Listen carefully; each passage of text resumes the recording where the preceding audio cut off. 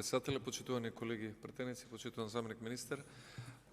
Јас би кажал неколку работи по однос на овој договор помеѓу ЕУ и Македонија за соработка во областа на царините, дека долго време Македонија го ползува овој инструмент, особено за дообука на службениците во Царинската управа, и тоа е добро, за да се унапреди соработката не само во регионот, туку и со земјите членки на Европската Унија.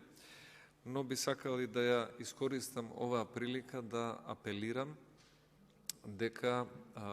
Царинската Унија и действувањето на царината е еден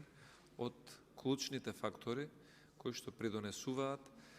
поголема порозност, за жал, во Република Македонија на одредени стоки кои што поминуваат на Царинската управа без да бидат декларирани. Затоа веќе имавме и одредени примери кои што јавност имаше прилика да ги види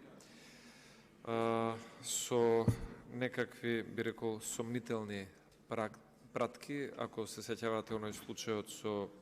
Ледиком, кои што имаат и некое стовариште во Куманово, и записници кои што на крајот никој не ги виде за каква пратка стануваше збор. Затоа сметам дека ваквите договори со Европската Унија треба посериозно да бидат искористени за царината да не биде дел